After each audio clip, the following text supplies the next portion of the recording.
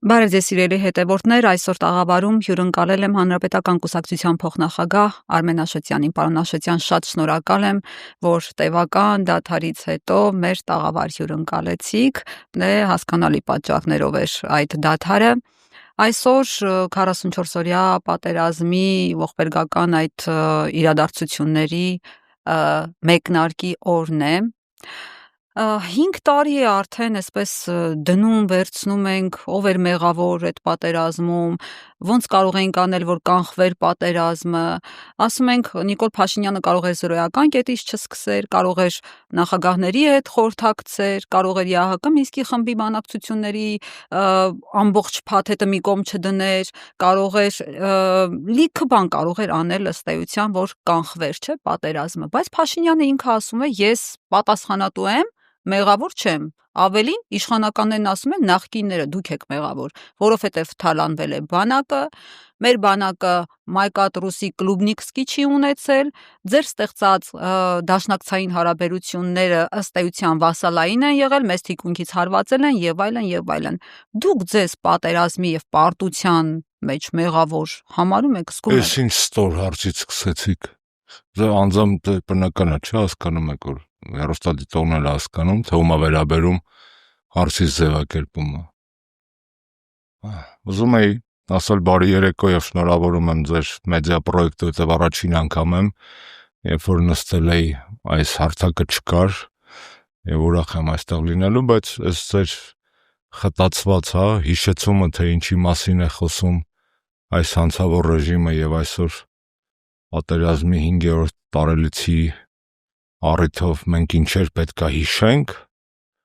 ում պետքա հիշենք եւ իրականում ինչից ենք խոսում, ձեր հարցադրումը շատ քաղաքական է, ես քավլիցի մեղադրանք չի, բայց մենք խոսում ենք տենց, չէ, բաց զրույցի մեջ ենք։ Ամոթ է, ստորություն է, սրիկայություն է այն ամենը, ինչ որ իշխանությունը փորձում է վերագրել նախապատերազմյան ընթացքին, ստացած ժառանգությանը, սեփական մեղքերին եւ հետո ուրացության տալով այն ամենը, ինչ կատարվել է իրենց պատճառով։ Այս պատերազմը բերված էր, սարքված էր, այս պատերազմը բերել է Նիկոլ Փաշինյանը, բերել է հատուկ քառակուսագլուխ ԿՊ-ական քարոզիչների համար բերել բառի իմաստը, իրենք սիրում են հիմա տենց կարճել տարբեր տեղերից ու փորձել մաքսիմալ այդ տեղերը ձգել իրենց հասանելի դարձնելու մոլուցկով։ Այս պատերազմը Նիկոլ Փաշինյանի նպատակային քաղաքականության հետևանք է, որովհետև դուք թվարկեցիք, տեսեք ինչ, բանակցային գործընթաց, շատերը երևի մոռանում են, բայց պետք է հիշեցնել, չէ, որ Նիկոլը ինքը 20 թվականի հունվարին Կապան քաղաքում կառավարության ղեկավարի հերթական ասուլիսի ժամանակ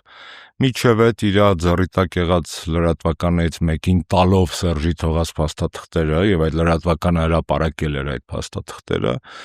ինքնագոհ հայերեն ասած դավոլնի դեմքով նստել էր եւ կարդում էր Սերժի թողած ժառանգությունը, որտեղ գրած էր, որ Արցախը պետք է ունենա, Արցախի ժողովուրդը պետք է ունենա ինքնորոշման իրավունք, որ Քելբաջարն ու Լաչինը մնում են հայկական, որ լիքը բաներ, որ Ղարաբաղը ստանում է միջանկյալ կարգավիճակ, ասած։ Այս ամենը կարդալուց հետո ես հիմա խոսում եմ ու դեմքը տեսնում եմ, ասած, այս ժառանգություն, էս էլ մեզ թողել, ցանկացած պահի կարող ենք վերադառնալ այս ժառանգությանը։ Այդ պահից անցել է արդեն 5.5 տարի, դե վերադարձիր։ Բանակի մասով ենք խոսում, ես հիշում եմ Նիկոլի ինքնամոռաց էկզալտիկ ելույթը Սարդարապետի հուշահամալիրի մոտ Տավուշյան մարտերից հետո, երբ որ նա գովում էր հայկական բանակը, ասում էր, որ այն ամենաինտելեկտուալն է տարածաշրջանի ամենամարտունակ բանակը։ Այսինքն չկա մի բան, որ Նիկոլը խոսի այս իր բերած պատերազմի մասին, որին չչախի հենց ինքը Նիկոլը մինչ այդ բերած իր պաշտոնական։ Մենք սիրում ենք, չէ՞, հակադրել Նիկոլ վարչապետին, Նիկոլ պատգամավորին։ Տենց պոնտ կա։ Առաջինը մենք ենք դա արել։ Քարոզարշավի ընթացքում 18 թվականին 180 աստիճանով տարբեր մարդկանց մասին ենք Հիմա խոսում։ էլ ավելի խորացել է, չէ՞, այդ անձի երկվության այսպես 18-ի Պսևդո երկվության, այսինքն Նիկոլ Վարչապետ ընդդեմ Նիկոլ Վարչապետի, ոչ թե Նիկոլ Պատգամավորն ընդդեմ Նիկոլ Վարչապետի։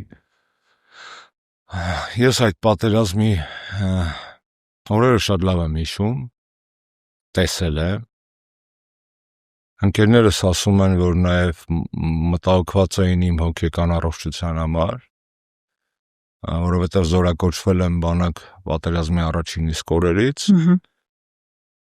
եւ տեսել եմ, զգացել եմ, հոտոտել եմ այդ պատերազմը ոչ թե լրահոսով, այլ անձամբ։ Տեսել եմ, թե ինչպես են պահել իշխանությունները պատերազմի ընթացքում, օրինակ, երբ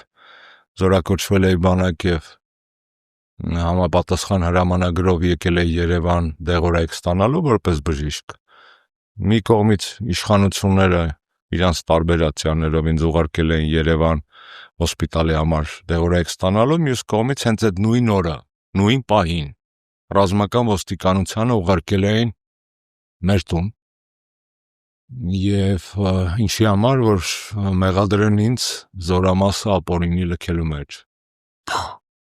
Չգիտեք, չեք տեսել այդ պատմությունը, մի խայտարակություն։ Եմ ասում այդ օրերին որպես Երևի ուղղակի չէի ֆիքսել, բայց հա որ ասեցիք հիշեցի, Պայքարելու փոխարեն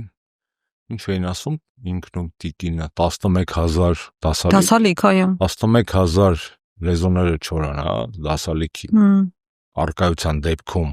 իրանք այդքան պարապ աշխատուժ պետք է ունենան ռազմական ոստիկանությունում, որ ուղարկեն մեր թվում իրենց պետականացիաների կողմից գործողված դեղորայք ստանալու սպայի տուն, եկան պաշտպանության այդ ժամանակվա նախարար Դավիթ Տոնոյանի հրամանի վրա աղում անելով եկան արգրավեցին բջջային հեռախոսս։ Հիմք ընդունելով, որ դե միջև այդ ցերեկ Աննա Հակոբյանի պահվածքի հետ կապված մի հատ դառը բան էի գրել, դառը տեքստը կա։ Գիշերը եկան հոսպիտալ վերցրեցին հեռախոսս։ Պատճառաբանելով գիտեք ինչ, պաշտպանության նախարարի հրահանգն է եւ չի կարելի զորակոչվածային ունենալ հեռախոս։ Okay։ Այս բոլորս հիշում ենք, չէ՞, այդ օրերին անգամ հրթիռների արձակումը ուղիղ եթերում նկարում էին։ Այո։ Կան առաջնագծում գտնվող զինվորի նկարողներ կային, այո։ ձեռքից դուք հեռախոս չեք վերցնում հենց իրենց անվտանգության համար, որ չտեղակայվի, չթիրախավորվեն։ Ես թիկունքային հոսպիտալում, հետո անդարձավ սահմանամերձ հոսպիտալ։ Ծառայում եմ, եկել եք ինձ այնց հեռախոսը վերցնում, եւ որ բոլորը հեռախոսում էին։ Այդ պատերազմը իմ համար մարդկային ողբերգության, փոխակերպման, ցավի, խայտառակության, հպարտության, մարդկային դրվագներով հպարտությանը պատերազմ է, եմ ասում պատերազմ էր, որովհետև պատերազմը չի ավարտվում։ Այդ վերնագիրը սխալ է։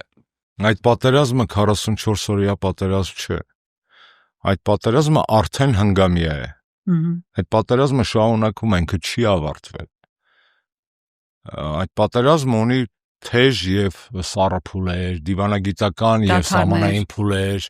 ներքաղաքական եւ արտաքին քաղաքական փուլեր, բայց այդ պատերազմը գնում է։ Այդ պատերազմը այն ազգային ողբերգություններից է, որ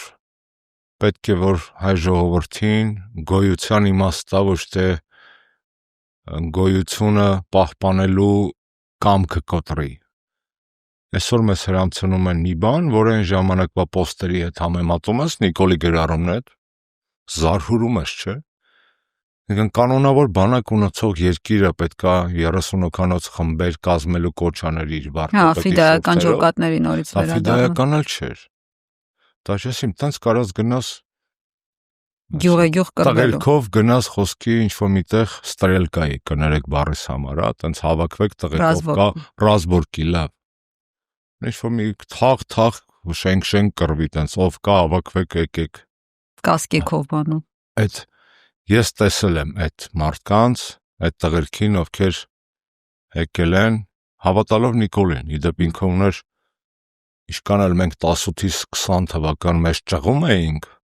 բացատրում էին, որ պատերազմա բերում, ես բազմաթիվ գրառումներ ունեմ 19-20 թվականի սեպտեմբերից 20 բաց տեքստով ասել են, գրել են, որ պատերազմ է գալի։ Հիշում եմ, որ Ալիևը հելավ, կներեք, այնց բանանք անմիջական ենք, չէ՞ խոսքը։ Իհարկե։ Նյու Յորքի ՄԱԿ-ի Գենասամբլեայի ամբիոնից հաթաթա տվեց Հայաստանին, շատ կոպիտ, շատ որ զռում էր, որ պատերազմ է այս, վառոդ էր։ Հա, բայց որ ասում էիք, սենց շատ բաներ թվում էլի, ես որպես ընթերցողել եմ ասում, որպես ես ասում եմ, կելի։ Կողքից ոնց ասում են, հա լավ։ Ես այս օրինակը բերել եմ կրկնեմ։ Հին հունական դիցաբանության մեջ կերպարներ կան, որոնց աստվածները անիծում են, ասում են դու կտեսնես ապագան, բայց մարդիկ քեզ կլսեն ու չեն հավատա։ Այդ Կասանդրայի կերպարը, Կասանդրան այդ մեքսիկական սերիալի հերոսի անուն չի էլի, նախ եւ առաջ դիցաբանական բան ունի, այդ Կասանդրայի կերպարը, որ Աստված պատժում է մարդուն, ասում է դու կտեսնես ինչ կլինի, կփորձես զգուշացնել մարդկանց, մարդիկ կխնդան ու քեզ չեն լսի։ Ու այդ ամեն ինչ որ դու տեսել ես կլինի։ Այդ Կասանդրայի կերպարի մեջ չեմ ուզում մտնեմ, բայց այդպեսին է հանրապետականի ոչ միայն իմ հանրապետականի ճակատագիրը վերջի 7 տարին։ Ինչ ասել ենք, ցավոք սրտի տեղի է ունեցել։ Բայց հակառակ թեզերով են մարդկանց կերակրում, պարոն Աշոտյան, մինչև հիմա մարդկանց բան են անում, այսպես կերակրում են այն արտահայտության, որը Սերժ Սարգսյանն արել էր 80-ականների զենքերի հետ կապված։ Ասում են, Սերժ Սարգսյանը անձամբ է ասել, մենք 80-ականների զենք ենք բերել, ավելին դրան հավելեցին այն, որ 43 միլիոն դոլարի զենք ա գնել Սերժ Սարգսյանը, մի մետաղի ջարդon, Փաշինյանը հելավ ասաց, մետաղի ջարդon, ոչ մի բանի պիտանի չի։ Մի կողմից վատ է, որ տենց իջնում ենք զրույցի մեջ, բայց մի կողմից լավ է, որ դա ասում եք, այդ ջարդոնով իբր գործ հարուցեցին, հետո արդարացրեցին։ Բա ասեցին, որ այդտեղ չեպե չկար Սերժի վրա։ Հա, էլ մնացածը էլ հետաքրքիր։ Թե չասեցին, որ դա սուտ էր, փուչիկ էր, իրանց օրոք փակված գործ էր։ Իսկ ասում էին, որ 44 օրյայից առաջ իրանք Սերժ Սարգսյանի օրոք գրված Պաշտպանության նախարարության սպառազինությունների արդիականացման ծրագիրը փոխել էին, հակաօդային 2.500 դրոնների փոխարեն առել էին 70-ականներին արտադրված ԱԿԱ, մագնիշի հակաօդային պաշտպանության միջոցներ, որ ներկել էին եւ օգտագործում էին։ Իսկ ասել էին, որ իրանց օրոք առել են հրթիռներ, որոնք տոլի կրակում են, տոլի չեն կրակում, մարդը տենց էլ չգիտի են Դավիթ Տոնոյանի գործը ինչի մասին է, հա։ Իսկ ասել էին, որ Ռուսաստանն ու Ուկրաինան հիմա որ պատերազմ են մղում, 50-ականների զենքով են մղում, դա ասել էին։ Իսկ ասել էին, որ իր առած ժամանակակից սուերը հրթիռ չունեն ու չէին կրակել։ Իսկ ինչ էին ասել, 80-խի ատոմային ռումբը ինչականների զենք է, 40-ականների։ Այսինքն ինչ էլ ենք ասենք 40-ական, այսինքն ինչքան տխմար պետք է լինել, կներեք բառիս համար, կամ անբարոյական։ Նման փաստարկ բերելու համար։ Ես բանավեճին դեմ չեմ, բայց երբ որ դիմացին ինչ ես հարգում, տնելով բացահայտ էշի տեղ, եւ դիմացին եւ լսողին։ Կան հելենք ասենք ատոմային զենքը 40-ականների զենք, հա։ Բանի պետք չի։ Ինչա 40, հա, 5 թվին է բան եղել, առաջի փորձարկում եղել, 40-ականների զենք։ Այդ դեպքում Սերժը 2 անգամ ավելի ժամանակակից զենք է հիշատակել, 80-ականների է հիշատակել։ Փաշինյանին ինչ զենք էիք տվել։ Ինչ ինքնաձիգ էիք տվել, որ էլի բողոքում էր։ Իդեպ բանին, քարորիա պատերազմին հիշեցնենք, որ մայիսին էր գնացել, ապրիլյան պատերազմին մայիսին գնացել են խրամատեր։ Թասիբ ունենար, միակ զենքը որ իրան պետք կլներ, թասիբ, առո քաղաքական չէ, սովորական։ Նամուս, թասիբ, պարկեշտություն, ինչ ասեմ։ Մի զենք է իրան պետք, ճապոնական սամուրայի, ուրիշ ոչ մի բան։ Կամ Կլեոպատրայի օձ։ Իսոկոսն ինքնասպանության է դրդում, հիմա էլ այդ հոդվածը։ Քաղաքական ինքնասպանության մասին է խոսքը։ Հա որ դրթվի այդ ժամանակ թող մեղադրեն։ Եթե իմ խոսքից հիմա կազդվի եւ ինքը կդրթվի, ես դեմ չեմ, թող մեղադրեն ինձ։ Այս խոսքը քաղաքականության մասին է, չէ՞։ Եթե Փաշինյանին փոխանցված իրան պիտանի զենքը քաղաքականության մեջ սուտն է, սուտը, ինքը ուրիշ զենք չունի, բայց իր սուտը կատարյալ է։ իր սուտը սահմաններ չի ճանաչում, իր սուտը բացարձակ է, աբսոլյուտ է։ Նրա սուտը թելողներ կան, պարոն Աշոտյան։ Այդ բնական է, ինքը մի հատ կարևոր բան է ասել, որտեղ ցավոք սրտի այս պայդրությամբ երևի ամենաճիշտ բանը, որ ասել է, դա է։ Ասել է, որ մեր ժողովրդին ամենալավը ինքն է ճանաչում։ Հա։ Ես ժողովրդին չեմ կպրում ես ասելը, ֆիքսենք։ Ես ասում եմ, որ Ինքը ինքը շատ լավ գիտի, թե գիտի, որ ինչ։ լարերի վրա ինչպես կարելի է խաղալ։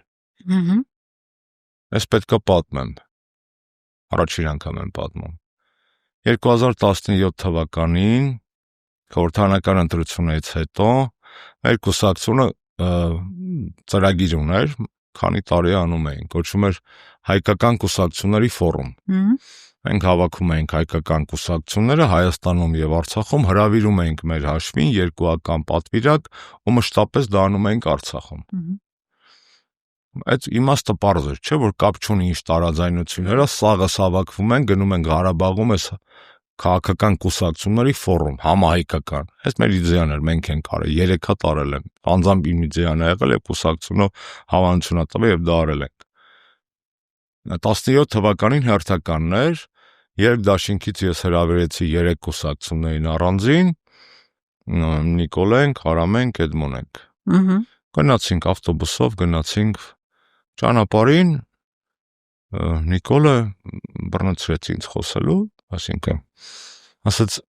ես հասկանում եմ ինչու եք դուք դա անում, ինչքան կարևոր է այս ամենը, դու ինձ ասա մի հատ շրջանակ, որ ես էլ տղեկին ասեմ, որ այդ շրջանակից դուրս քաղաքական իմաստով երկրի Արցախի մենք վնաս չտանք։ Ես դες պատմում եմ, բառացի։ Հետո Ես հետաքրքիր։ բնականաբար ասացի ինչ ուզում ես ասեք, հասկացեք, որ կա բանակցային գործընթաց, կա Արցախ եւ կա ընդհանուր պետական շահ, ես բան չունեմ ձեզ ասելու։ Դրա մեջ ինչ ուզում եք Դրա ասել։ մեջ ինչ ուզում եք ասեք։ Չափավորեք ձեզ ըստ նրա, որ ոչ թե դուք ընդդիմություն եք, այլ դուք հայ եք։ Պարզ ուղիղ ասեմ, էլի։ Հայը ոնց կխոսար այդ տարին, այտենց չափավորեք ձեզ, թե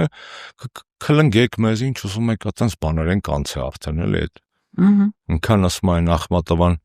Սերժ Սարգսյանն սիրում ես տողերը ցիտալ, ես էլ եմ շատ սիրում։ Ասում այնքան քար է ինձ իմ հանդեպ նետված իմ ուղղությամբ, որ ոչ մեկից էլ չեմ վախենում, հա։ Դա բնական բան է։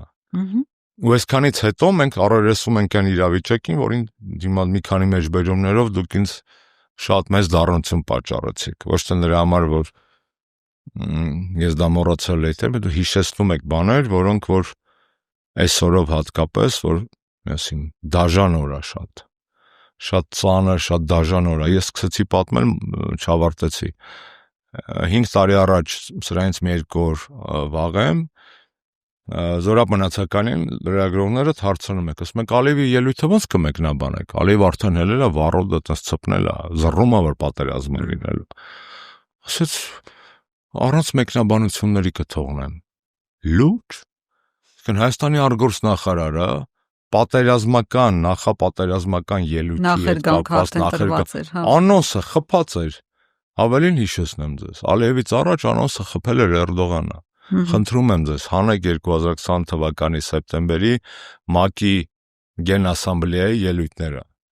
Էրդողանինը, Ալիևինը եւ Նիկոլինը։ Խնդրում եմ հանեք դրեք։ Խնդրում եմ հանեք դրեք Նիկոլի եւ Պետոյի հարցազրույցի անոնսը։ Հա, որ հարցազրույցը հետո եթեր չգնաց։ Բայց իհարկե չգնաց։ Այդ ինչեր է իր ասել, որ պետք է պայթացներ Ադրբեջանը, որ դրա փոխարեն պայթում է Հայաստանը։ Կոնֆիդենցիալ տեղեկատվություններ պիտի հայտարարել Հայաստանը։ Իսկ ինչու անպատասխան թողեցիր Ալիևի այդ օրերին տրված հարցազրույցի այն հատվածը, որտեղ Ադրբեջանին ղեկավարը ասում է, որ դու Նիկոլ Իրան Դուշանբեում 18 թվականին խնդրել ես,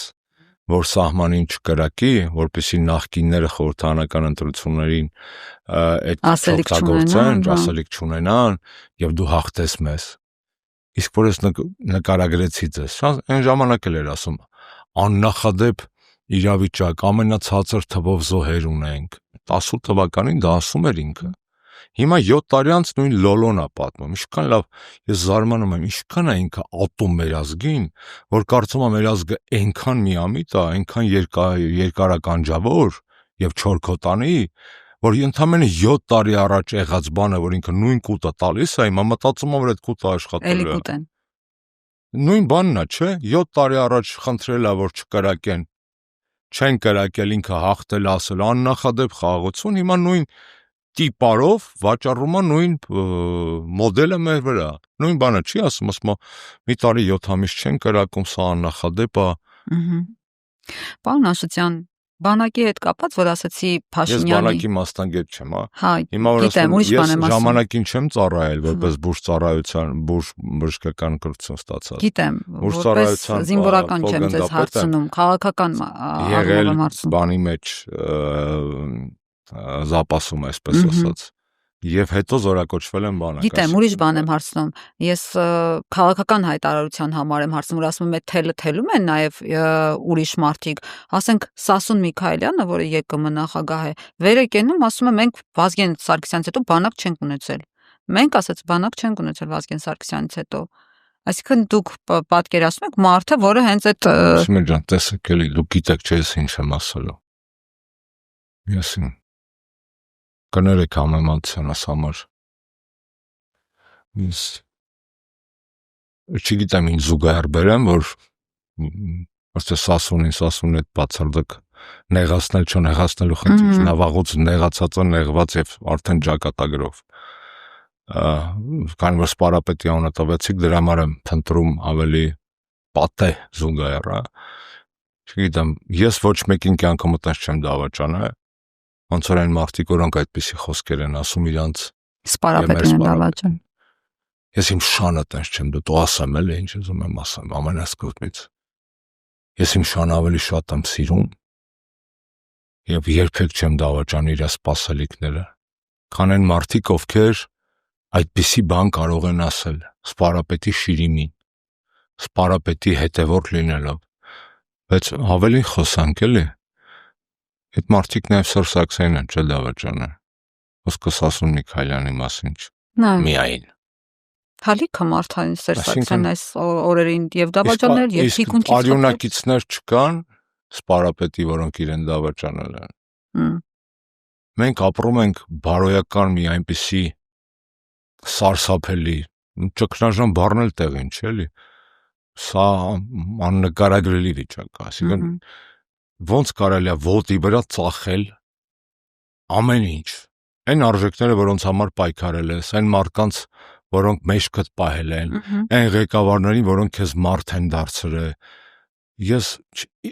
աշխարհում կա արդյոք այդպիսի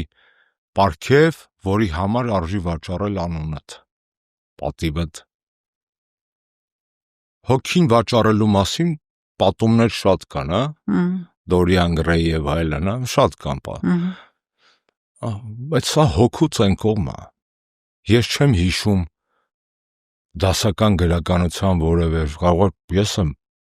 անբավարար կարդացած որևէ օրինակ, որտեղ նկարագրված լինի անունի վաճառքը, պատվի վաճառքը, հոգու վաճառք շատ ա եղել։ Իսկ պատվի վաճառք, խի ենք մենք առաջինը էս դաշտում էլի, որ տես տալիս ենք։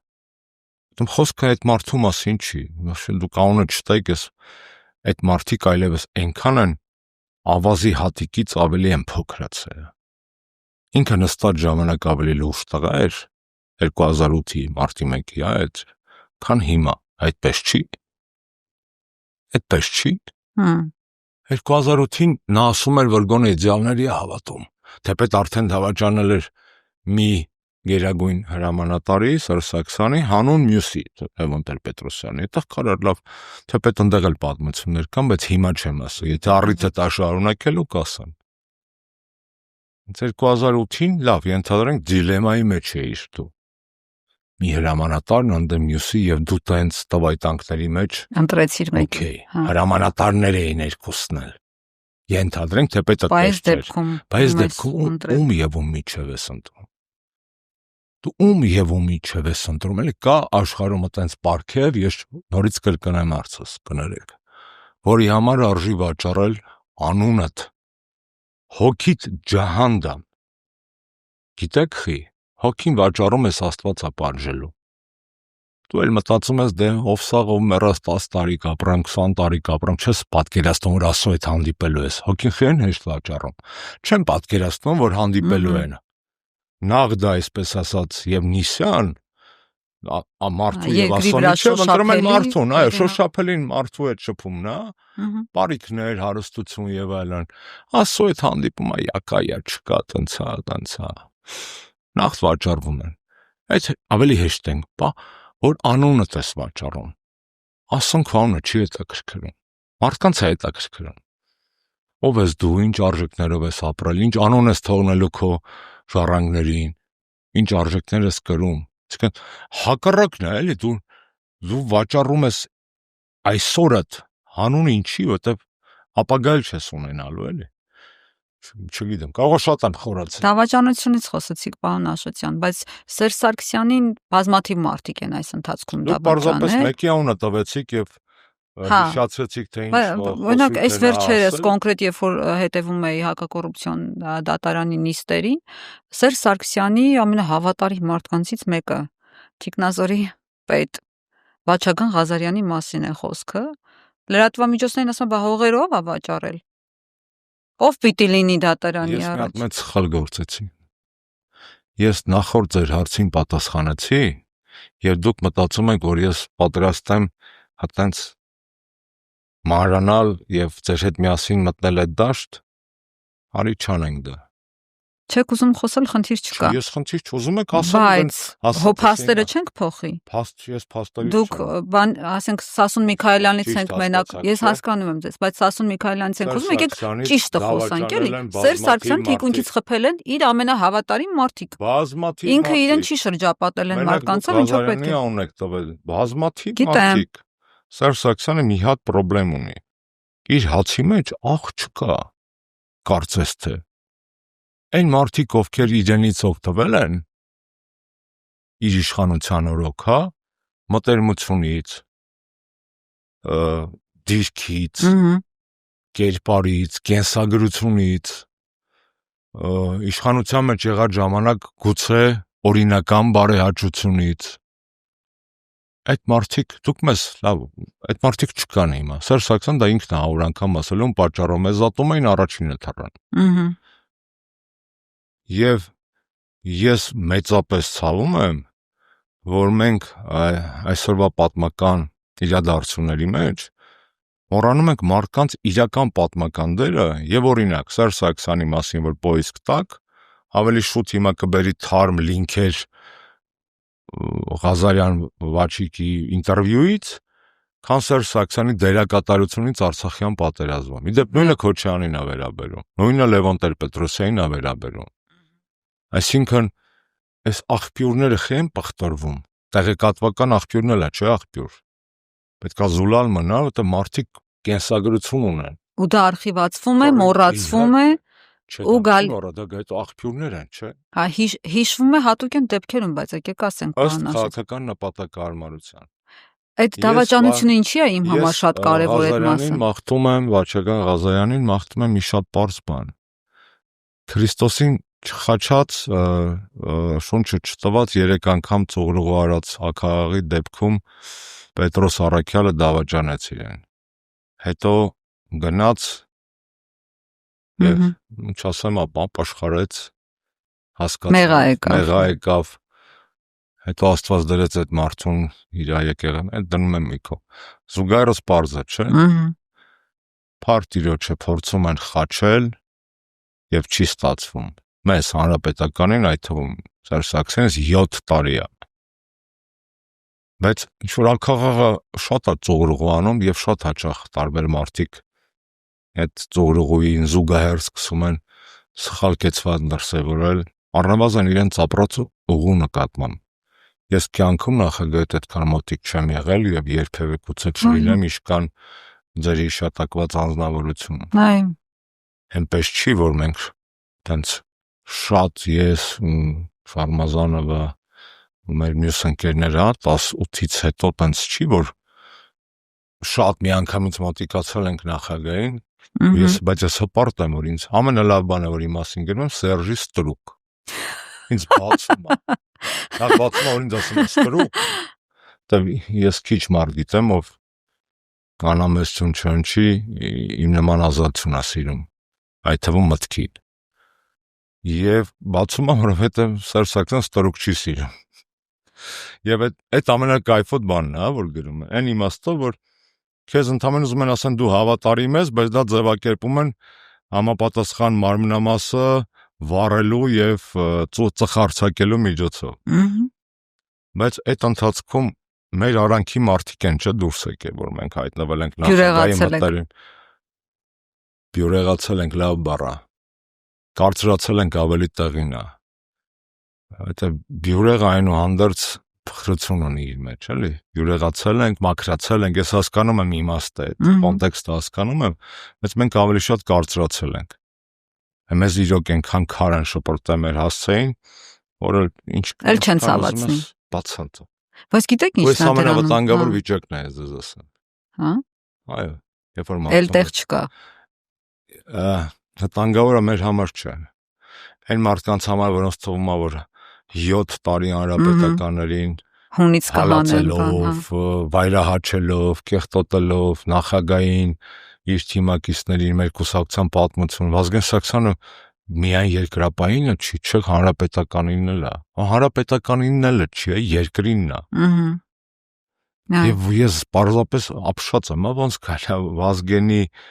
թիմակիցը, արյունակիցը ներկայանալ, ձևանալ, մտածել, որ դու այդպիսին ես ու դավաճանել Վազգենի ողջ կենսագրությունը։ Կներեք, որ Վազգեն եմ ասում, որպես կերպար եմ ասում, նույնը ինչպես Սերժ Սարգսյան Սերժ եմ ասում։ Դա ֆամիլիարություն չի, դա բրենդ է։ Պատմական բրենդ է։ Վազգեն, Սերժ, Ռոբերտ, Լևոն, դա կարող է ոմանց համար դա տես տիպը ես այտենց անունով եմ դիմում, չէ, դա բրենդ է։ Անկալումների խնդիր է։ Իմ համար այդ մարդիկ բրենդ են։ Վանո։ Եվ այսօրվա իրավիճակում այս արժեքների տոտալ դեգրադացիայի մեջ, հա, տոտալ։ Մենք փրկության մի հատ շանս ունենք, մի հատ։ Գտնել քո մեջի մարդուն։ Եթե դու քո մեջի մարդուն չես կարա գտնես, դու ոչ մի շանս չունես։ Քո մեջի մարդը ով է։ Մարդը այն ով գիտի չարն ու բարին, սևն ու սպիտակը։ Ինչ-որ շատ էմոցիոնալ եք այսօր, պարոն Աշոտյան։ 50 անց եմ արդեն։ Այդ տարիների բանն է խոսում, հա, արդեն։ Չգիտեմ, տարիներին նա։ Իմաստությունն է խոսում։ Իմաստություն չէ, տենց մորուքից տենց բան չի, էլի դա։ Կարող է բանն է խոսում։ Պատմեմ իմ սխալների մասին, որ դիմացինը շանս ունենա դա չկրկնելու։ Պատմեմ իմ պատկերացումների մասին, որ դիմացինը շանս ունենա դա տեսնելու։ Պատմեմ ու սխալվեմ, որպեսզի դիմացինը շանս ունենա ինձ ուղղելու։ Եվ այս ամենը լավատեսության մեջ է։ Կարող է մեր զրույցը հանդարտ է գնում, տենց ինչ-որ բիձա խոսում եմ, այսպես ասած, հատկապես ձեր եռանդուն ֆոնի վրա շատ ավելի։ Չէ, այսօր շատ տարբեր եք, ընդհանրապես դրա համար եմ նշում։ Պատմենք մեր հեռուստադիտողին, որ ժամից։ Հա, ուժ ժամի ենք տեսագրում։ Եվ օրն է նաև այդպեսին։ Այսօր օրը ինչ, ես եթե ուզենամ քաղաքական ասուլիստամ Նիկոլի մասին էմոցիոնալ շատ անենց ջղային եւ այլն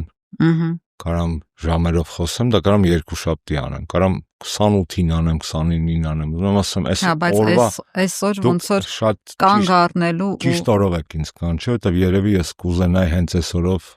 ու ձեր նման մարդու հետ խոսել։ Լավ կլներ մեզ ոչ ոք չլսեր, բայց դրանից քիչ կփոխվեր իմ ասացի բովանդակությունը։ Պարոն Աշոտյան, գիտեք, ինչ հարցը ինձ տանջում այս ընթացքում, երբ որ ես խոսում եմ ձեր շուրջ հավաքված այդ դավաճանների մարդկանց մասին, որոնց չպիտի ձեր շուրջը հավաքեիք, բայց կային այն ժամանակ, որոնք գնացին, դքեցին, մի խոսքով։ Այդ մարդկանց հետ կապված ինձ ուրիշ ռակուրսից եմ ես այս հարցին նայում։ Սերժ Սարգսյանը ազգային անվտանգությունում աշխատած փորձառու, հեռատես, շախմատիստ, sense կարող եմ թվարկել էլի։ Ոնց կարող էր չունենալ այդ նյութը, թե ովքեր են իր շուրջը հավաքված, ու որ այս պահի դրությամբ, ասենք, երբ որ հանկարծ ձեր ոտքը քարին առներ, իրանք ոնց էին վարվելու։ Այդ ընկալումը կա եւ նախագահ օբյեկտիվորեն տվել է իր կենսագրության մեջ նման գնահատականներ ձևավորելու համար հիմքեր։ Իհարկե միաժամանակ այդ գնահատականներից մի քիչ գերբնականության հոտ է գալիս։ Այն սուպերմարդ, ինքը սուպերմարդ է, սուպեր հայ մարդ է իրականում, որպես հայ, որպես տղամարդ, որպես հավաքընկեր, որպես Հայաստանի անկախություն ու Արցախի անկախության համար տասնյակ հազարավոր մյուս մարդկանց նման, չեմ ասում ավել, իր կյանքը նվիրած մարդ, բայց ցանկացած սուպերկոմպյուտերն անգամ զբոյ է տալիս։ Այտենց ոնց կարար Սերժը լինելով KGB, բան FSB, Բասաղի մասին դոսիեները չուներ։ Դա այդպես չի աշխատում, քաղաքականության մեջ այտենց պրիմիտիվ է աշխատում։ Նույնն է Փաշինյանի դեպքում դավաճանել են ձեզ։ Հա, իհարկե։ Դուք ոնց այտենց խելացի, գեղեցիկ, սուր հոտառությամբ, շրջահայաց։ Դա տենում եք։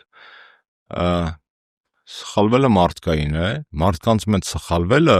հատկապես։ Ես այս հարցի հետ կապված որոշ զրույցներ ինձ թույլ եմ տվել ունենալ, բայց շատ լավ հասկանում եմ, որ կա մի հատ գիծ,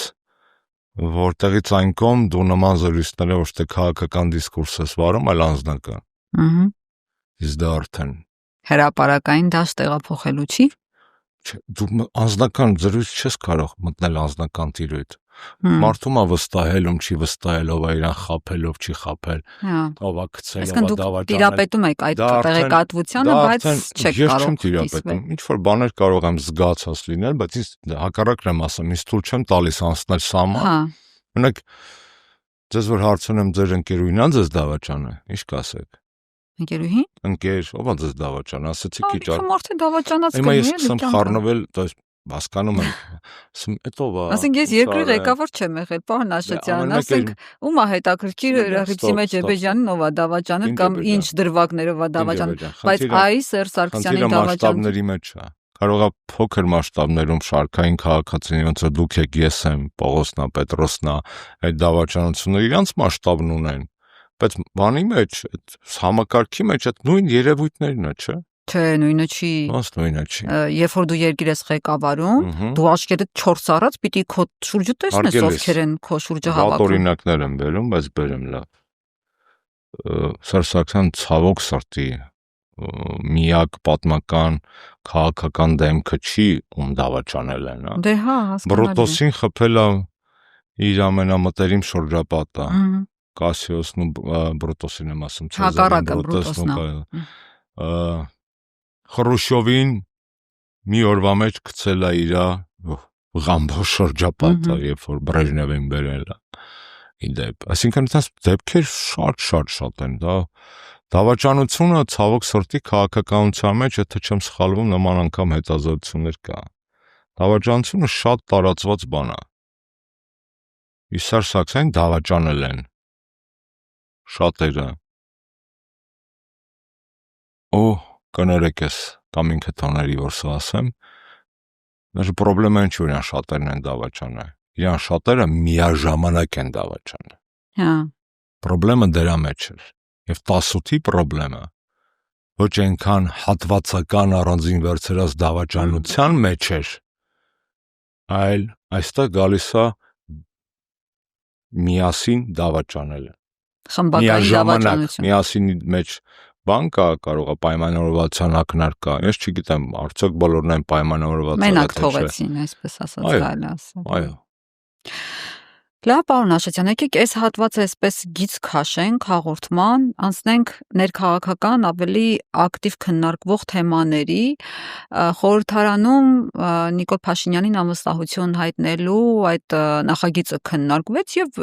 ինձ համար համենայն դեպս ինչ որ բեկումնային ընթացք ունեցավ, որովհետեւ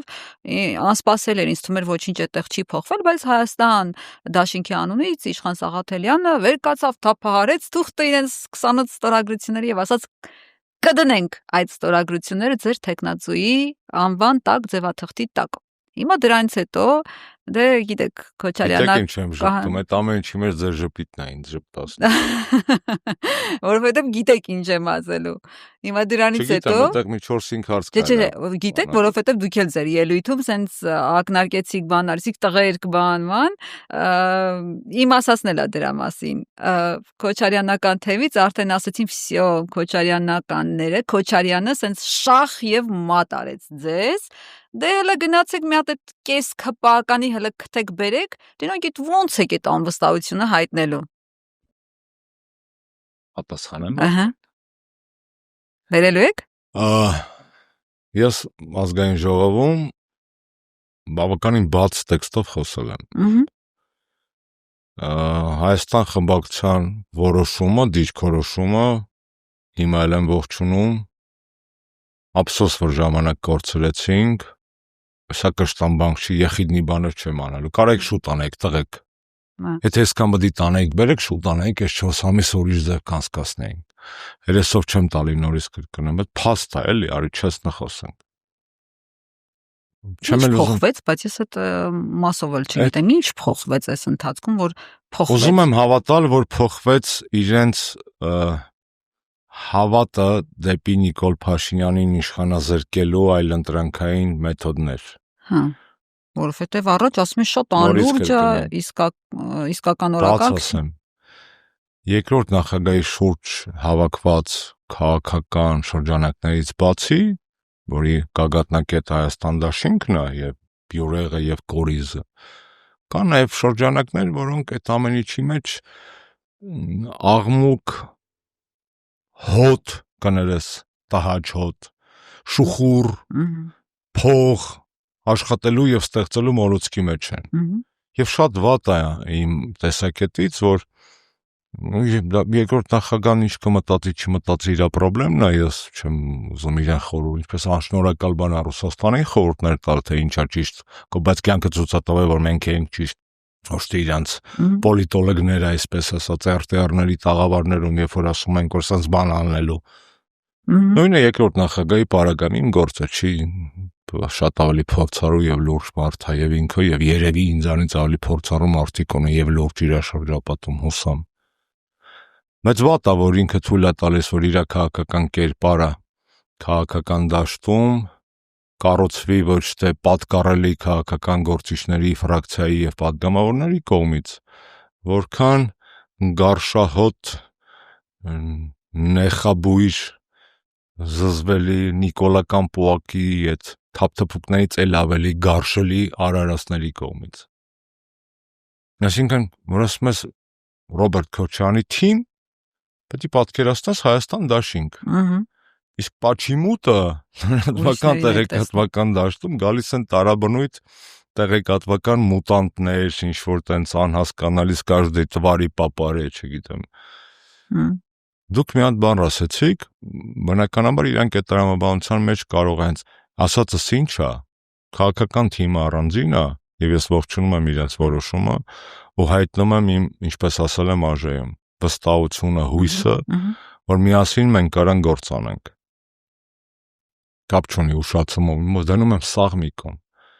Ուզում եմ հավատալ, որ իրենց որոշումը անկեղծ է եւ հավատում եմ դրան։ Առնվազն այնպեսի մարդու շուրթերից է դա հնչել, ում ես 25 տարի ճանաչում եմ եւ չեմ ուզում հավատալ, չեմ ուզում իրեն չհավատալ, ասենց ասեմ։ Ում հայրենասիրության վրա չեմ կասկածում, սա ֆիքսենք, ամենակարևորը ինձ համար։ Այն մյուս թիմը է տենց են Աջակց Telegram, Facebook-ը խառը աղմուկ հանող, ես շատ անհասկանալի տարաբնույթ կերպարներից ինչ որ Հետո զավեշտը գիտեք որն է, երկրորդ նախագահին որ հարցնեք, մեկ քան դուք եք չեք, մի քան դուք չեն, լրագրողները հարցել են, բա ինչու ձեր աջակիցներին չեք սաստում։ Ասում եմ, ես չեմ կարող իրանց սաստեմ, ո՞վ։ Զավեշտը այն է, որ իմ համար ես չեմ կարող հասկանամ, ինձ որևէ մեկը կբացատրի, մարդը որ հավակնում է երկիրը ղեկավարել նորից, բայց չի կարող ղեկավարել սեփական աջակիցներին։ Ոնց է երկիրը ղեկավարելու։ Մարդ որ չի կարող ասի իր աջակիցներին մի արեք։ Ոնց է ուզում ուրիշներին ասի, թե ինչ պետք է անել երկրի հետ։ Մարդ որին չեն լսում սեփական աջակիցները, ըստ այդ մարդու։ Ինչ երաշխիք է տալի, որ իրան լսելու են ուրիշները։ Հատ ուզում եմ դա հասկանամ, էլի կբացատրեք ինձ, չէ՞ մի օր։ Այսինքն արտոնված է իր կողմից կարծում եք։ Молчание знак согласия, հա, չգիտեմ։ Ակնհայտ է, չէ՞ որ ունեն։ Լավ, հիմա չդնեմ ինձ բանի տեղ էլի, խոստացել եմ սուտ չխոսեմ։ Բարբերաբար սաստեք ինձ հենց տեսեք սուտ եմ խոսում։ Դա ի՞նչ է։ Չէ, տենց օթից այդ սախ իմպերիան, այդ գարշահոտության իմպերիան, սաղ այդ կլոշարների, այսպես ասած ֆրանսերեն, լումպենների, տեղեկատվական բոմժերի իմպերիան ստեղծվել է, ավելի շատ իրանք են հիմա կեղտ հայոյանք եւ բանը, ինձ դա չի կպնում։ Ամոթ է իմ երկրին եւ իմ երկրի երկրորդ նախագահին, եթե նա հանդուրժում է այդպիսի տեղեկատվական շրջապատ քարոզ չկան։ Բայց դա միակողմանի է, պարոն Աշոտյան։ Այո, դա միակողմանի է եղել երկար տարիներ։ 1. Մենք սկսել ենք պատասխանել այդ գարշահոտությանը վերջերս մի կես տարի է, 2. Երրորդը ամենակարևորը։ Երբեք չենք իջել կղանքի մակարդակ։ Կներեք բառս համար։ Ու այն ինչ որ կապված է հանրապետականի քարոզչությանը, ես երբեք ինչքանա որ դա կարող է լինել իմ պատասխանության տիրույթում, չեմ նպաստի նրան, որ իմ կուսակցության քարոզչության մակարդակը չտարբերվի կանալիզացիոն խողովակների պարունակությունից։ Բայց Ագնեսա Խամոյանը լրագրողների հետ ճեպազրույցում ճիշտ հակառակն էր ասում, որ տևական ժամանակ, սկսած նրանից, երբ որ Քոչարյանը զրկվել է իշխանությունից, տևական ժամանակ դուք հակաքոչարյանական բան եք արել։ Ուզում ասել, իրենք էլ հակառակ տեսակետ ունեն այս առումով։ Ես ցանկացած բան կարող եմ ապացուցել։ Տարիներով, սկրիններով, աղբյուրներով, նրանց խոստովանություններով, որ իրենք դա արել են եւ այլն եւ այլն եւ այլն։ Քաղաքական իդեպ այստեղ մանիպուլյացիա կա, չգիտեմ, ձեր մեջ բերած անձնավորությունը իշատակած այս կոնտեքստում էր ասում թե չէ, բայց հարցից չստացվի, որ ես իրեն եմ պատասխանում, ես պատասխանում ձեր մեջ բերման։ Իրենք պատասխանը մեծ, ինչպես արել են միջև այդ մեծ պատրաստակամությամբ, եթե իրոք ուզում են, ցենց չեսնբա չունեմ գենդերիզմ, այդ բանը չունեմ, հասկանալով շատ, որ կինը դա կինա, ամենա անգամ լիբերալ, ամենապահպանողական բաների շրջանակներում էլ հատկապես, բայց բովանդակության մասին ենք խոսում, մենք երբեք անգամ ձեր այդ հիշատակած տարիները, այնտեղ այնպես կայքեր կան իրանց կողմից բացված ժամանակին, Ռոբերտ Քոչարյանի քաղաքական թիմի մաս հանդիսացող, որ չհիշատակենք հիմա, այսինքն այդպես չի, դա առնվազն մոլորություն է, եթե չասեմ բացայից սուտ, եթե տիրապետում ես ինֆորմացիային ուրիշ բան ես ասում սուտ է, եթե չես տիրապետում, բայց բան ես ուզում ասես, լավ չի, գնա տնայինդ նորից արա, այս է, ինչ վերաբերում է այս իրավիճակին, ես վստահ եմ, որ մենք ունենք շանս ճիշտ աշխատանքի դեպքում կառավարության վարչապետին կներեք անվստահություն հայտնելու գործընթացը բերել առնվազն այն մակարդակի, որ ինքը դառնա դրսից Հայաստանում կարմիր գիծ են գծել նորից ֆենոմենի ընկալում։ Տեսեք, ծրագրամը մինիմում, մաքսիմումը Նիկոլին պիտի դա դառնա։ Ճնշում պիտի լինի հանրային։ Միանշանակ։ Իսկ բայց չկա այդ ճնշումը, դուք եք ձեր խոսքում ասել, օրինակ Բագրատ Սրբազանի դեպքում ասել եք, եթե Բագրատ Սրբազանի հետ նկարվողները գնային։ Ես եմ ասել դա անձամբ։ Հա, դուք եք ասել, բա այդ եմ ասում։ Խնդիրը չեն գնում, սկի Բագրատ Սրբազանի հետ նկարվողները չի, էլի, չէ։ Ձեր բերած օրինակ հենց դրա մասին էր, որ հազարավոր նկարներ Սրբազանի հետ եւ կներեք հազիվ հարյուրավոր մարդիկ իր դատերի ներկայություն, հա։ Ես գնացել եմ։ Այսինքն եթե անեին գնային, հետևողական լինեին, լրիվ ուրիշ արդյունք կլիներ։ Բայց պետք է մարդկանց, թե տենց գնում ենք մարդամեր ճամփով արդեն ջուրը որ դե տարավ շպրտեց մեզ, տենպես ենք ապրելու։ Ոնց ենք ուզում Հայաստանում ապրենք, սաղ վատա ոչ մի բան չի փոխվելու, էսի սենց է իմպիչմենտը նենց է Սրբազանին դավաճանեցին, Քոչարյանը սենց է, ռսեն, ու վсё, պրծխեմ եկել։ Ինչի մասին է ձերս շատ հագեցած տաղավարը, ինչի մասին է մեր զրույցը, ինչի մասին է իմ ու ձեր ցավը, Ինչի մասին է այս հաղորդումը նայող մարդու հետաքրքրությունը։ Ինչի մասին է այս ամեն ինչը։ Նրա մասին է, որ ելք չկա։ Չէ, բնականաբար, Եթե նրա մասին ելք միշտ կա։ Այդ չգնանք այն կողմերը, բայց տարօրինակ ազգենք, ելք ենք փնտրում։ Ու հենց լույս ենք տեսնում, ասում ենք, էսի լույս չի, էսի աշտներիս է երևաց է։ Փակեք դուռը, փչում է։ Լույսը տեսնում ենք։ Թերահավատորեն ենք մոտենում։ Ջան։ Դառը փորձ ունենք։ Ու այդ տուրերի դառը փորձ ունենք։ Ճամփորդությունների դառը փորձ ունենք, վրանների,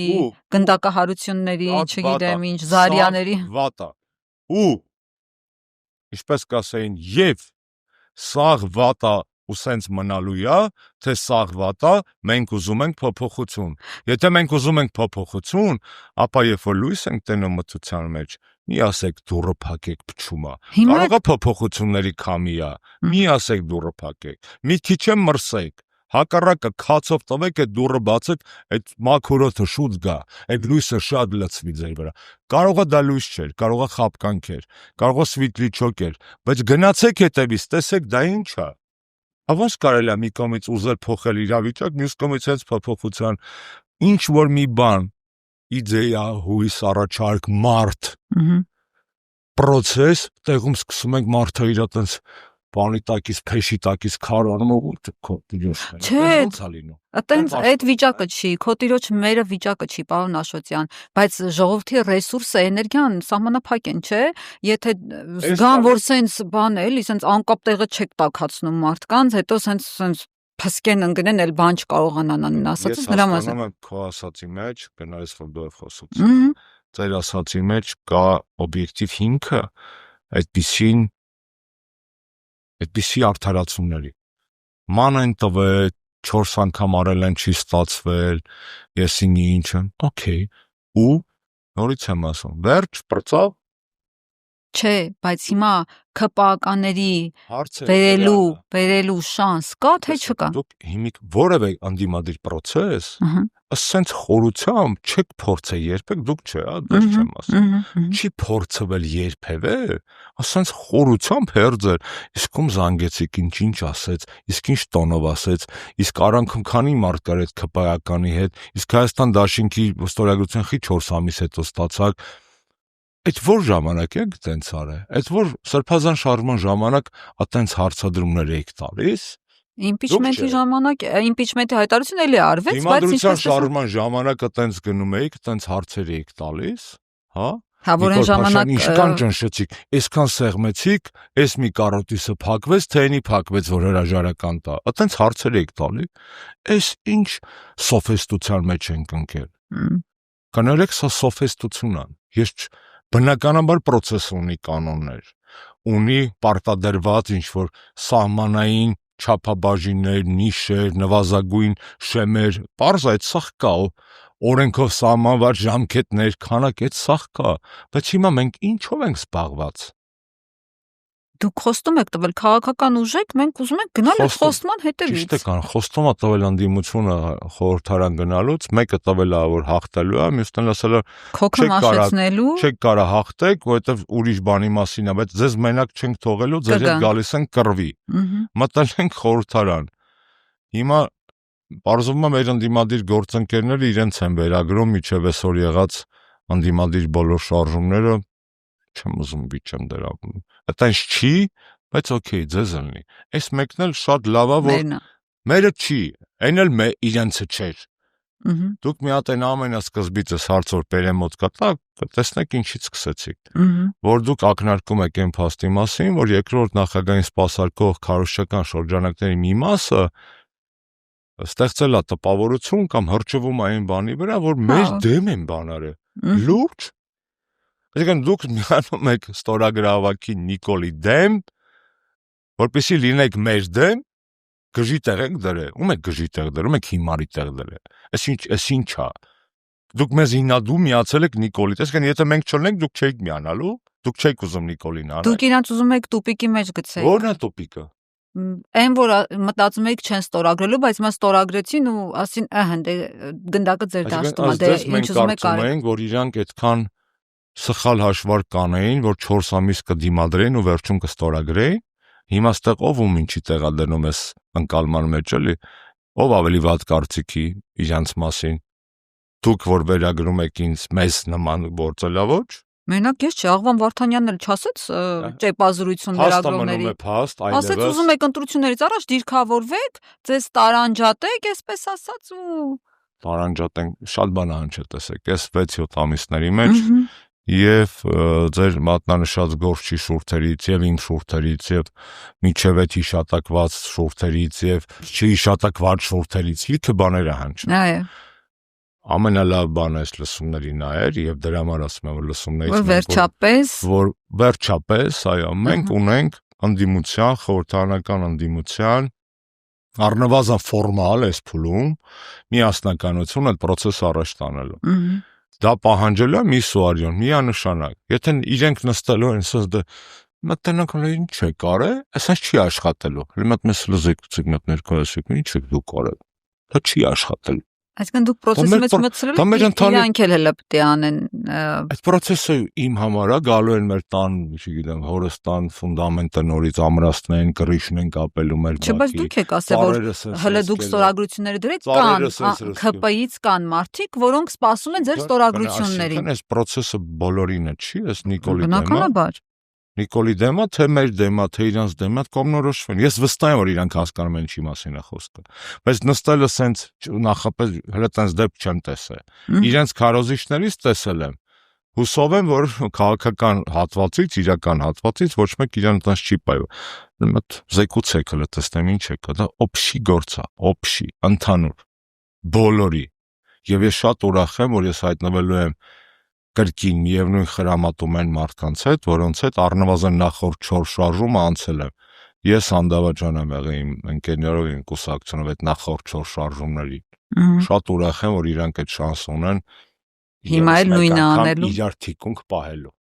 Սենց ասեմ։ Հա, բայց ԿՊԱ-ականներին երբ որ լսում ենք, պարոն Աշոտյան, չունեն այդ մարդիկ ձայն տալու անգամ բանը իմ ընկերները Հովիկ Աղազարյան որ տենց ուրախան թողարկման Արմեն Աշոտյանը թողների ինձ եւ իմ ընկերները իսկ որ ինձ ապրիլին հարցնում եք Նիկոլը գալու իշխանության մենք ինչ էինք ասում հա նույն չգիտեմ հարցնում եմ չեմ հիշում ինչ էինք ասում դե դուք Մելիք Ադամյան երկուսով ասենք այդ ինքնավստահությամբ վիճակներ էր բայց հա Միջավ հիմա կստացի Մելիք Ադամյանը քսով անցնում իշխանությունը Այդ իմաստով ինչ ասել է իմ ընկեր Շարմազանը, որ ճիշտ է եղել։ Լոգիստիկ Yandex Go-ով միացրեք GG-ով։ Ճիշտ է։ Իշխանությունը անցնում է տեղով, այդ վարչապետի մեքենան տեղով է։ Իշխանությունը անցնում է Մելիք Ադամյան երկուսով։ Կարա քաղաքական լրացուցիչ շահարկում հանեք, բայց դա այսօր փաստ է։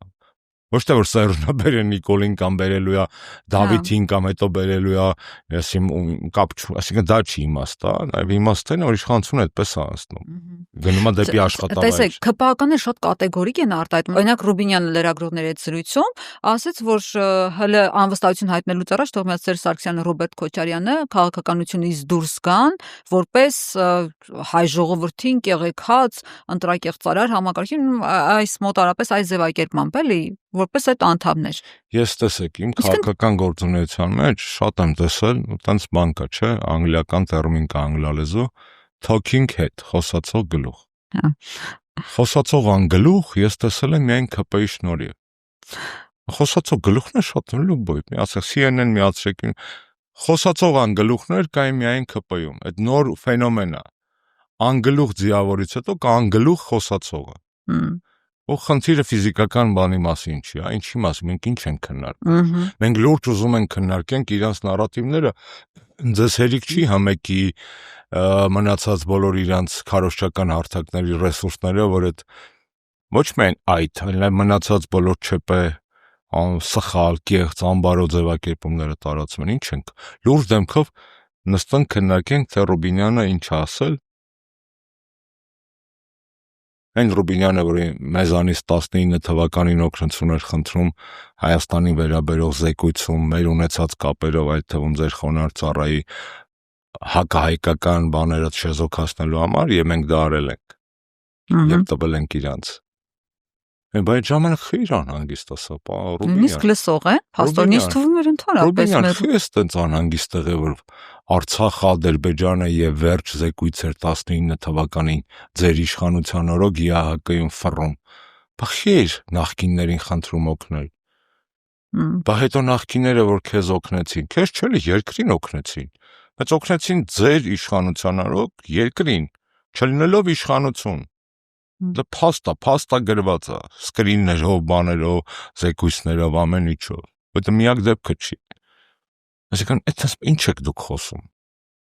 Լավ, ամոթ հաճկա, ես սխալ բառ եմ ասում ԿՊ-ական ու ամոթ, իմ մոտ կոգնիտիվ դիսոնանս է։ Ես հասկանում եմ, որ չկա այդպիսի հայերենում կամ իմ սահմանափակ բառապաշարում այդպիսի բառեր ես չգիտեմ, որոնք կարող են բնութագրել իրավիճակը պատե, տեղին եւ առանց ծայրահեղությունների։ Դա ոնց ենք մենք դա բացատրում։ Ինքը ինչ խոսա, մենք պետքա Նիկոլը ինչ խոսի, մենք պետքա բերենք տաղավար քննարկենք։ Դե ստացվում է, որ օրակարգը այսօր ինքն է թելադրում, պարոն Աշոտյան, ցավոք, որովհետեւ ես տեսնում եմ, որ երբ որ Նիկոլ Փաշինյանը արձակուրդ է գնում, մի քանի օր ոչ գրառում է անում, ոչ մի բան չի անում, այսպես լրահոսը դատարկում է եւ ընդդիմություն չի ստեղծում այդ օրակարգը։ Եվ այսօր էլ այդ խնդիրը կա, ընդդիմությունը քաղաքական բովանդակություն ստեղծելու խնդիր է ունեցել միշտ։ Վերջի տարիներին հատկապես եւ կրկին վերադառնանք մեր նախորդ հարցին, անվստահություն հայտնելու գործընթացը բացառիկ ընդդիմադիր նախաձեռնություն է, որին վերջապես միացել են բոլոր ընդդիմադիր ուժերը խորհրդարանական։ Երեկվա լսումներին մենք տեսանք, որ նաև արտախորհրդարանական ճամբարից գրեթե բոլորը իրենց տեսակետներով, բայց պատրաստ էին աջակցել այս գործընթացին եւ այո, ոչ մեկ չի ասել, որ հեշտ է լինելու, ոչ ոք չի ասում, որ 100%-ով ստացվելու է։ Այդ ինչն է։ Բայց շանս կա։ Իհարկե, եթե դաժե 1% շանս կա, ջան, 1% շանս կա, չանեմ դա։ Ես չանեմ դա։ Մարդիկ տարբեր բետերում ստավկային դնում այդ շանսը ավելի բարձր են գնահատում, քան Նիկոլին այս մեխանիզմով վռնդելու ստավկեն լուրջ։ Դուք պատրաստ եք ստավկա դնել վիվարոներում կամ ես չգիտեմ ինչ կա տեղ աջարաբեշ, ես չեմ խաղացել կյանքում, չգիտեմ։ Այդպես տեղերում ստավկա պատրաստ եք դնել, բայց պրիտոմ նախ փող, իսկ հույս ու հավատ ներդնել Նիկոլի դեմ process-ի մեջ, որտեղ թեկուզ 1% հավանականություն կա կամ 5%, պատրաստ չեք, հաստատ։ Բա տեղելա չի աննորմալ վիճակը։ Աննորմալ վիճակը։ Մարդը պատրաստ է քեշ փողը, պարտքա անել, տունը ծախել, վարկ դնել, ստավկա դնել ավելի քիչ հավանականությամբ հաղթանակի վրա, որտեղից գրեթե բոլորը կրված են դուրս գալի ու պարտքերով, բայց տենց գցում բռնում է, արդյոք impeachment-ով կարանք հանենք Նիկոլին, թե չէ, հա լուրջ։ Կողմնորոշվեք, խնդրում եմ ձեզ։ Պարոն Աշոտյան, Ալեն Սիմոնյանն ասում էր մարժ գամ ռեյտինգից երբ որ խոսում էին, հա, ԿՊ-ի, ասեց մարժ գամ 2026-ին մենք ավելի շատ ձեն ենք հավաքելու, քան 2021-ին ենք հավաքել։ Գրած կգաք իր հետ։ Ես вообще հակահիգենիկ բաներ վերջին անգամ ձեռք եմ տվել դատական բժիշկ աշխատած ժամանակ։ Այսինքն այդ ընթացքում ինչ վերաբերում է բովանդակությանը։ Հատեղ ինքը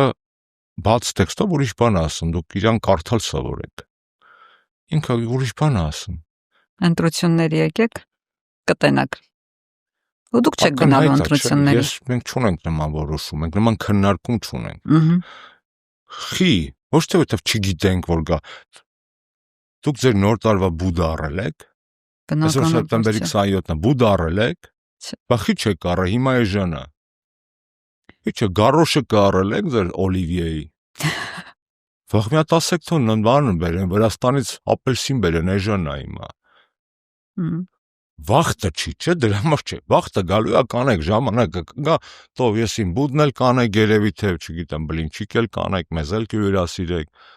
Նոր տարին գալու է, բայց հիմա դրա մասին չի խոսքը։ Եվ ընտրությունների մասին եթե ես հիմա խոսեմ կամ մտածեմ,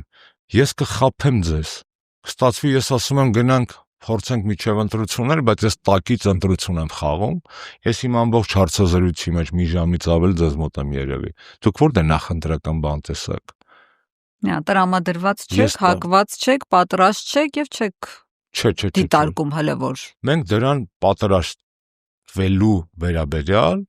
որոշում չունենք։ Իհարկե կարանք մեծ հիմա տես բան անենք։ Չունեք, որտեվ գիտեք, որ գնա կկրվեք։ Չունենք առաջինը, որովհետև գիտենք, որ դրանից առաջ շանս ունենք, քիչ առաջ խոսեցինք։ Հա։ Երկրորդը, ընտրությունների կեղծման մեխանիզմները կատարելագործվում են ամբողջ աշխարհում։ Եվ երբ որ դուք այդ մարդու անունը տվեցիք, ում ես sense դժվար իրոք բնական ռեակցիա տվեցի, դուք իր կոդը չեք բացահայտում, ինքը ինչ ասում։ Կա sense գրքեր արդեն կան, թե ոնց կեղծել ընտրությունները արտաքուր ժողովրդավար ընտրությունների շղարշի տակ։ Դա շատ պարզ է, իրանք դա փայլում գիտեն, փայլում։ Վարչական ռեսուրս, տոտալ պրոպագանդա, մանիպուլյացիաներ, փափուկ ուժ, հարկ եղած դեպքում կոշտ ուժ։ Նիկոլ Փաշինյանը մի բանի է տիրապետում այս տեսակետից, որ ոչ մի իշխանություն չի տիրապետել։ Ընտրությունների հետ կապված պետական լծակների մեխանիզմի օգտագործման ծավալը, ուժգնությունը նա փայլուն է անում, այդ իմաստով խայտարակ ձևի անում, ոչ թե փայլուն անում, նա խայտարակ ձևի անում։ Ու ել ավելի է անելու, ասում եմ ձեզ կան տենց քաղաքագիտական միջազգային հետազոտություններ, թե այս նոր ոճի ավտորիտար կառավարիչները, իսկ Նիկոլ այդպիսի դասին է պատկանում։ Հենց որ զգաց, որ ինքը այդպիսինն է, ինքը այդ ձևով է կեղծում ընտրությունները։ Ինքը կեղծում ընտրությունները կեղծելով քաղաքական օրակարգը, կեղծելով իրականությունը, օգտագործելով մի օրինակ բերեմ ձեզ, շատ իրանք հաստատ այդ գիտեն իրանց հուշարանները։ Օրբանը Հունգարիայի վարչապետ։ Բարբերաբար հաղթում է, քանի տարի է ինքն։ Հերթական ընտրական ցիկլերից մեկի ժամանակ այնպես մի հատ ֆինտ էր արել, որ ամբողջ Եվրոպան ապշել էր։ Ինչ էր արել, ստացել էր Եվրոմիությունից փող, գրանտ։ Այսինքն, գյուղական եւ աշխատանքային բան եմ ասում, բառացիչ է։ Գյուղական եւ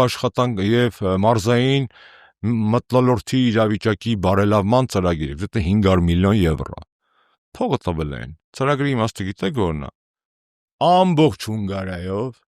ինչքան զաբոր ու ֆանար կա, պետք էր ներկել։ Առել են լիքը աշխատատեղ էին ստեղծել ընտրությունից առաջ։ Ընտրությունից առաջ 500 միլիոն եվրո Եվրոպայից ստացած ներարկել են շպրիցով էկոնոմիկայի մեջ, ինչի մեջ են ներարկել, զաբոր ներկելու, ֆանարներ, լիքը նոր աշխատատեղեր, լիքը փող, էժան փող, էլի ֆանարներ։ Ու ժամանակավոր կարճ աշխատող, թույն էֆեկտ ընտրություններից առաջ բոլորը գո երջանիկ էին, որտեղ լիքը փող են ստացել, ни за что, զաբոր ներկելու համար իշասնա, ու ինքը ընտրվել էր։ Ես չեմ ասում հենց միայն այդ գործիքը, բայց այդ գործիքը ունիկալ էր։ Քաղաքագիտական գրականության մեջ դա նկարագրված է։ Նույնը, այս մեր արտաքին պարտքի է տենց աճում։ Այս ինչ ասֆալտներ են նորից քերում։ Ցանկացած վարորդի հարցրեք, նույն ասֆալտը ոնց գալը։ Ես 3 ամիս, 2 ամիս է ինչ իրավունք ունեմ տնից դուրս գալու, 2 անգամ արդեն իմ ճանապարհի վրա ասֆալտը քերը մեր տնից դուրս գալուց։ Փող են լվանում։ Աշխատատեղ են ստեղծում, փող են լվանում, այս ուր է, այս փողերը ուր է գնում։ Ներդրում է մյուս կողմից, այդ խոսեցինք պոնտերի մասին տնտեսական, մյուս ուղղությունը։ Բանայի ծախսը կրճատվում է, ներքին զորքեր ոստիկանություն ավելանում է, որերորդ տարին է գնում, խաղաղության են գնում։ Եթե ահա, լավ բան ասեցիք, ես էլ արի ասենք ու գնանք արդեն ուշան։ Եթե փողերը կրճատում ենք, որովհետև գնում ենք խաղաղության, ճիշտ է։ Այդ դեպքում ներսի ուժայինների փողերը խի ես ավելացնում, պատերազմի ես գնում։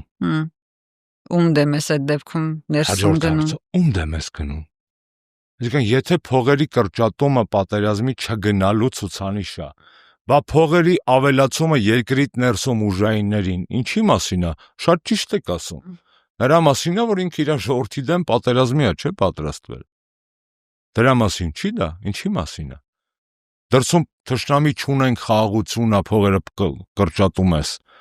Ներսում խաղաղություն չի, թշնամի ունես, փողերը ավելացնում, ում դեմ։ Այն 300,000 ադրբեջանցիներին, որ բերելու ես նախապես ուզում ես, հա, այդտենց կրուտիտ եմ ուշում էլ։ Դե բա ինչ անի, եթե սեն շարունակվի, բա ինչ անի։ Շատ խոսեցին կներես։ Դարդոտած խոսեցինք։ Իրական շատ Ինձ թեմաներ թույլ կար տվեցի ավելի խոսելու, շատ լիքը բաց թեմաներ խոսել։ կար խոսելու եւ չգիտեմ, ներքաղաքական եւ արտաքին քաղաքական, բայց եկեք հաղորդումը փակեմ այս դրվագով։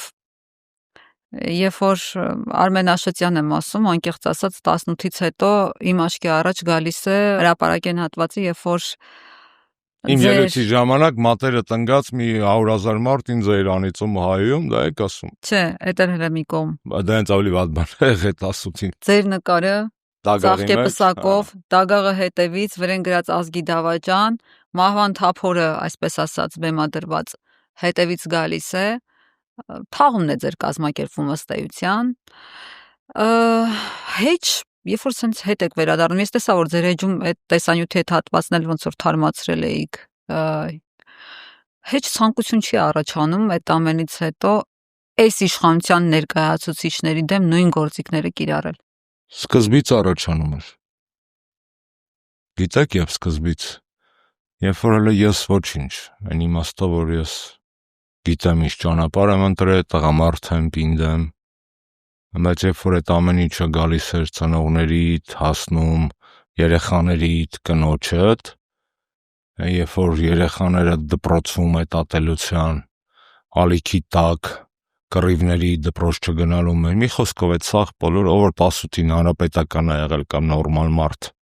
հանրապետականի ընկերը սա գիտի, չեմ ուզում դրա մեջ մտնեմ։ Սկզբից առաջանում էր, ես չէի ների այդ ժամանակ իմ երեխաների ապրումները եւ ստրեսը եւ իմ ծնողների եւ իմ կնոջ, մի խոսքով։ Հետո գիտես դարձավ անտարբեր, իսկ հիմա ես հակառակն եմ ասում։ Ես ինձ անգամ ստեղ մի երկու սխալ բան թույլ տվեցի։ Հին Աշոտյանի մեջից պանդուս եկավ։ Ես չեմ ուզում իրանց ատեմ։ Ու ես իրանց չեմ ատելու, հիմա օտոտրեյնինգ է, ու թույլ չեմ տալ ուրիշներ ատեն։ Ինչու՞։ Որտեւ ատելությունը նրանց սնում է։ Նիկոլը սնվում է մեր ատելությամբ։ Ես դա ուշ եմ հասկացել, որ ատելությունը ինքը գեներացնում է դիտավորյալ, որպեսզի սնվի մեր այդ էներգետիկայով, ինքը չար մարդ է, չար ուժ է, ինքը սիրուց փշրվելու է։ Չեմ ասում իրան սիրեն, բայց ինքը չարությունից է լիցքավորվում, ինքը քո մեջ արտնասնում է չարը, իսկ ես հաղորդման ժամանակ մի երկու անուն տվեցի, Կալեն, Սասուն, չարություն դրսևորեցի։ Այ հիմա ռետրոսպեկտիվ փոշմանեցի։ Ոչ թե որ իրանք արժանի չեն, որտեվ այդ չարությունը իրանց լիցքավորեց, հետ եմ վերցնում այդ իմ ասած չարությունը, ոչ թե ասածներս։ Հիմա բացարձակ ես նման չարություն իմ մեջ չեմ կուլտիվացնում։ Ես չեմ ասում, որ դա ամբողջությամբ իմ մեջից էլ էլա, տեսակ, որ դա այդպես չի, դա տենց հեշտ չի, ճտիկով չի։ Բայց ապրումների եւ քաղաքական լոգիկայի մեջ դա այդպես է։ Ու ես խնդրում եմ բոլորին նորից. մի ատեք նրանց, մի ատեք Նիկոլին, պայքարեք նրանց դեմ։ Մի ատեք նրանց, պայքարեք նրանց դեմ։ Մի համակերպեք նրանց հետ։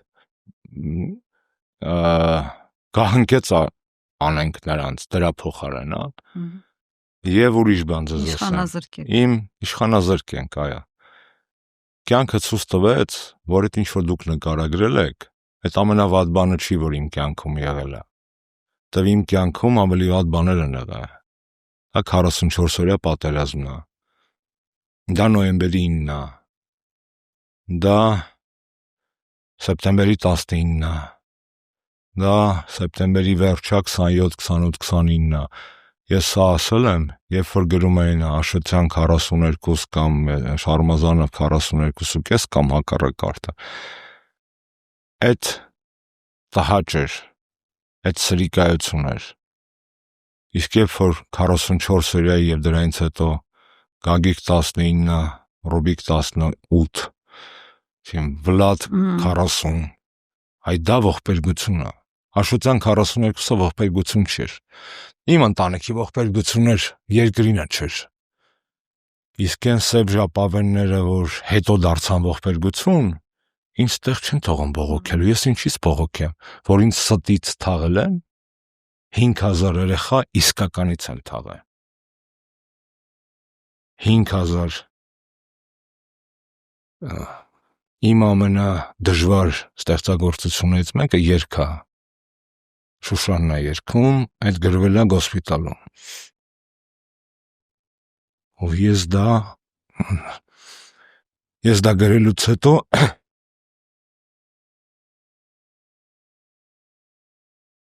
իմ բոլոր ընկերները սկսեցին զանգել, ասում դու նորմալ ես։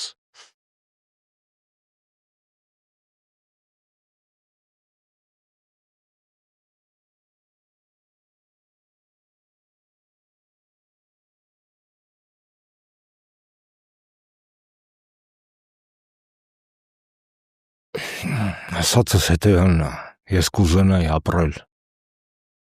իմ ամբողջ կյանքը այդ օրվա մեջ, Սերժ Սարգսյանի հրաժարականի օրվա մեջ, մեր տան պատուհանի տակ գոռացող սիկտիրների օրվա մեջ, քան այն Հայաստանում, որը ստեղծվել է բազմաթիվ մարդկանց, ոչ առաջ ստեղծվել էր մարդկանց մահերի շնորհիվ, իսկ հիմա մահերի գնով։ Եթե առաջ եռաբլուրը հպարտության տեղ էր, ցավում էր, գնում էր, բայց այդ ցավը խրոխտ ցավ էր, այդ հառնող ցավ էր։ Այսօրվա ցավը ճզմող է, ոնց որ պլիտեն քո ուսերի վրա դրացան է, դու պլիտի տակ ես։ Այն մյուս միջև 44 օրյա, այդ գերեզմանակարերը քո պետության ու քո ազգային հպարտության պատվանդաններն էին, կարայր հպարտության վրան կանգնել որպես հայ։ Այս հազարավոր նոր գերեզմանակարերի տակը դու մնում ես, դու ճզմվում ես։ Խի ոչ միայն մարդկային կորստների, դա հիմքում է, այլ դրանց հետևած անարդարությունների պատճառով։ Շնորհակալ եմ այսօրվա զրույցի համար, պարոն Աշոտյան։ Սիրելի հետևորդներ, օրն էր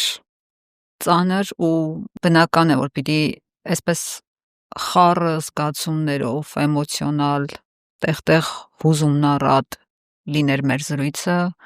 պարոն Աշոտյանի հետ։ Այսօր այսքանը, կհանդիպենք մյուս շաբաթ, ցտեսություն։